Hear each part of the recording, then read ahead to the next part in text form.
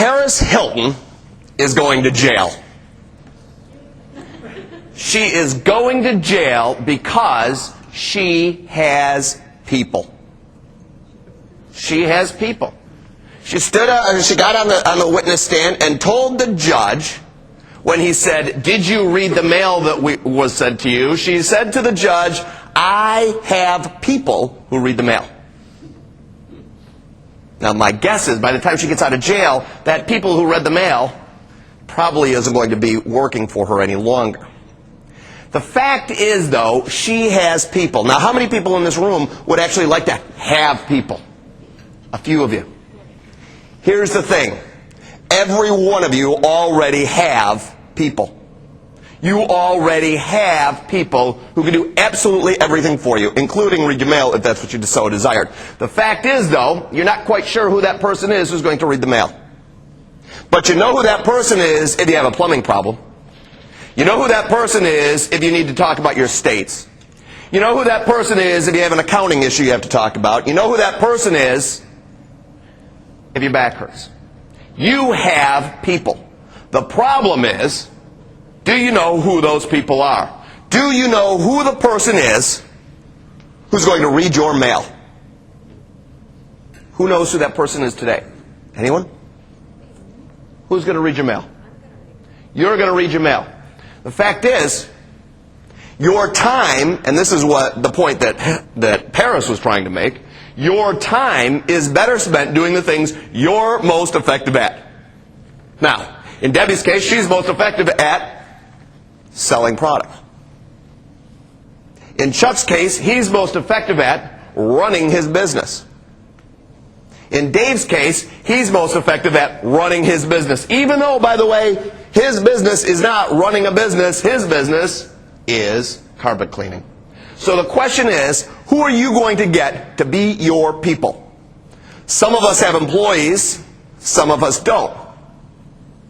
You have to find the person who can do your job. How do you do that? How do you find the person who can do the things that you're not as good at, to make sure that you can do the things that you are great at? How do you find that person? It comes down to this: visibility. You have to be visible. And by the way, that's what B&I is all about. We're about visibility. We're about making sure that you're getting the things that you need to get. We're about making sure you have the people in place to do what needs to be done. How do you get that visibility? What do you have to do? What are some of the things you have to do in order to be visible? You have to be here. That's great.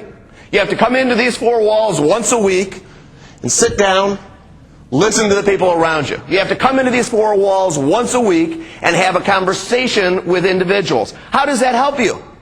Well, it helps you really simply because as you're talking, suddenly you can find out who that person is who's going to read your mail. That's how it helps you. But that's only one thing. See, you purchased a marketing plan, not just a marketing step. So you have to make sure that you're doing other things in your plan. What are some of those other things that you can do to increase your visibility? Dance cards, except that's going to go somewhere else. We're going to put that somewhere else. What else can you do to increase your visibility? Besides coming to this meeting, other events. Very good. So for example, tomorrow there's a networking event. It's at Don Pablo's.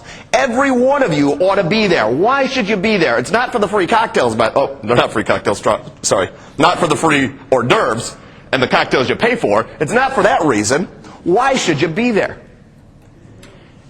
It goes back to visibility. It goes back to making sure that those people that you're looking for, the person who can read your mail, you get to talk to. And by the way, part of that means that you shouldn't be there alone.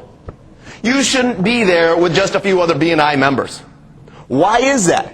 Because it goes back to visibility. It goes back to making sure that everyone knows who you are. Because eventually you're looking for that person who can read your mail. So you ought to make sure that when you show up to these events, that you're bringing someone else with you. Someone who's not associated with the B&I. Maybe it's a spouse. Maybe it's a best friend. Maybe it's a consumer. Maybe it's your vendors. But you ought to bring them there. Why is that? Because everyone else in that organization, or at that networking event, is looking to increase their visibility. What are some of the other things you ought to be doing? That's a networking event. What are some of the other things you ought to be doing? How about volunteering? How about being part of things that have absolutely nothing to do with business? Why? I've been a Special Olympics coach and official for next week it'll be 24 years. Why is that? It's not so I can win the races. It's for the fact that I get to meet people. I get to meet people. I'm part of other volunteer organizations. Why is that? Because it allows me an opportunity to be involved with people outside of business. And how is that important? What does that create for me? It goes back to creating visibility. It goes back to people seeing me in a different light. Why is that important? Why is it important that people see me in a different light than they see me standing here today? Why is that? It comes back to credibility. What does credibility do for me? What does credibility do for me? It suddenly allows people to look at me differently than they see me any other day. They look at me and they say, gee, maybe he's not such a bad guy. Maybe he's someone that I would like to be involved with. Maybe he's someone who can help me solve my problem. Why? Because when they see me standing on a track as an official for the Special Olympics, suddenly I'm no longer a threat. So you're all in sales at one point or another. Every one of you is in sales at one point or another. And when you walk in to talk to your prospect in many instances views you as a threat. They're trying to sell me something. They're trying to part me from my money. So you have to create credibility. So now suddenly some of the things that we've just done that made us visible are now also helping to give us credibility. Are now also helping to make sure that people see us in a different light. What else can we do to increase our credibility? Goes back to what Christine said. You need to be doing dance cards. You need to meet people. Now, for our visitors, a dance card is nothing more than a one-on-one meeting. But why is that important? Why is a one-on-one meeting with me important for you? What does it allow you to get from me? Information about me.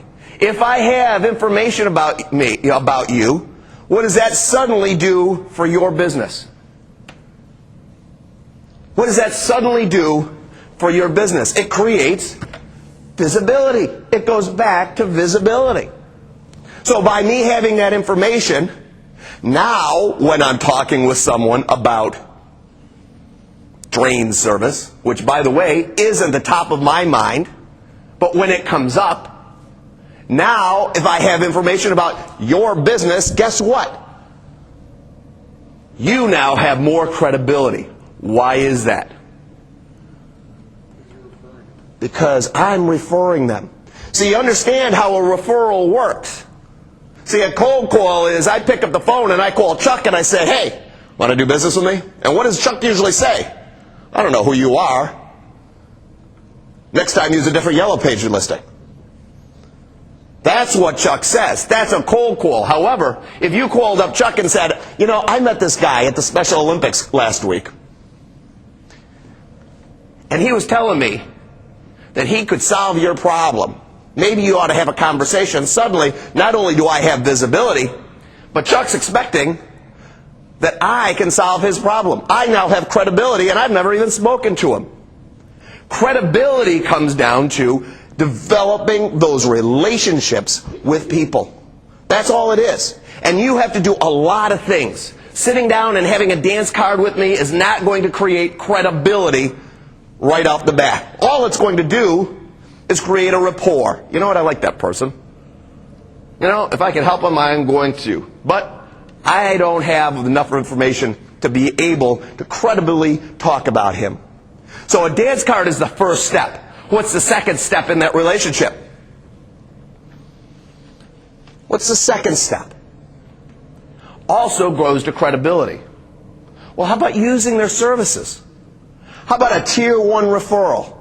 You know what? Gee, my carpets are filthy. Maybe I ought to be using your services. Maybe I ought to try it out. Now, in some cases, we can't always try out Tim's services. Well, if we can, we certainly can't come back to talk about it. All right? But tier 1 referrals are the first step in helping develop that credibility. It comes back to what Dave said earlier when he said, we want to be the service person. So credibility also means that if you're doing business with a member, you ought to go above and beyond in order to make sure that that person is thrilled with your service. Why is that? Because if they're not thrilled, by the way, how much referring are they going to do to your business? They're not. So you ought to make sure that that happens. However, that's only one of those steps. What's the next part of that step? What's the next part of creating credibility for you and your business? You have to talk about it. You have to talk about it. See, this is a marketing plan. You've got to talk about it. And if you're not talking about it, there's no credibility because, by the way, nobody knows anything about it. So talking about it is a key part of visibility, and it's a key part of credibility. So where does all that lead? Where does all that lead? Visibility, credibility, where does it lead to? What's the P stand for? Profitability, not potential. See, this is potential.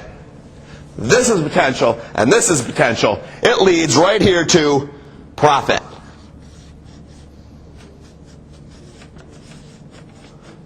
Whoops. Profitability. You all bought into a marketing plan for one reason. You bought into a marketing plan because you want to make money. I assume that's why you're in business. Okay, maybe you have a mortgage to pay, that's fine. But you want to make money.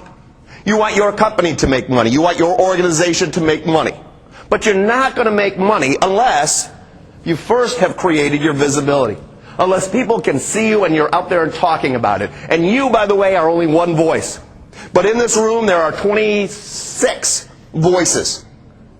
Those are the people that are going to create that visibility. Those are the people that are going to be out there on a continual basis, day in and day out, talking about your company. They're going to be the people that are going to make you visible. That's the first step. That's where profitability comes in. The second step is you've got to make sure that you're credible. See, you can only do so much to make sure that you're credible. You can only do a few things, but you know what? There are 26 voices in this room who can boost your credibility, who can make sure that the people that are out there that want to do business with you know about you and are getting solid referrals out of you. That's credibility, and that comes back to profitability. It comes back to the fact that you're here every week looking to make a dollar. So Paris Hilton is going to jail. She's going to jail because she has people who read her mail. The first question is, how visible was that person? Probably not much if she didn't have a conversation with him. He wasn't talking about it.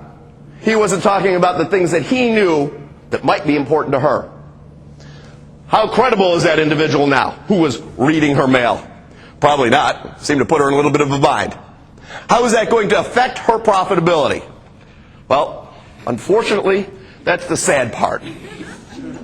Because she probably will have more money by going to jail for 45 days than she will if she didn't. However, my question is this. How many people want to take that chance? How many people would like to spend 45 days in jail and see if they actually make more money? Have a great day.